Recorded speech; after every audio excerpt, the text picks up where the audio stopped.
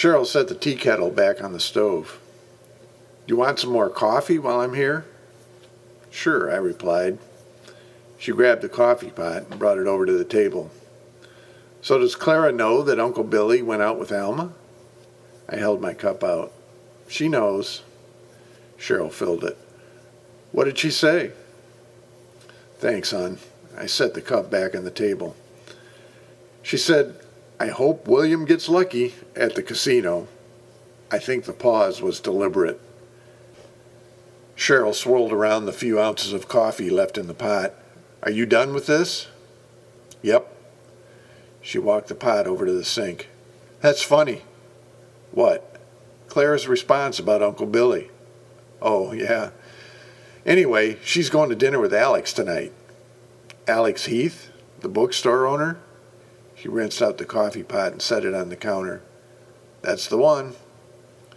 She walked back to the table and sat down. "Is this a retaliatory date?" "What do you mean?" "You know, is she going out with Alex to get even with Uncle Billy?" I watched her bob the tea bag up and down in her cup.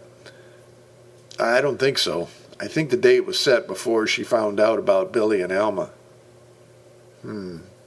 So maybe Uncle Billy was getting back at her."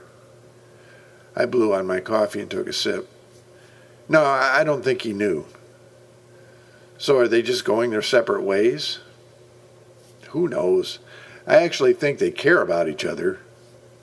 She squeezed the tea bag and set it on a napkin. "They have a funny way of showing it." "It's complicated. You should know about these things." Cheryl smiled.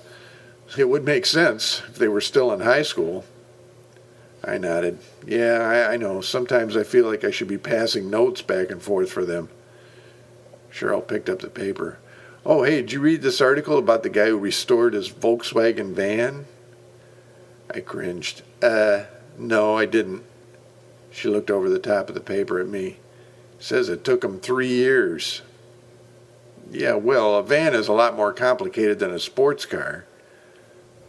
"So when are you going to start on your toy out there?" Soon."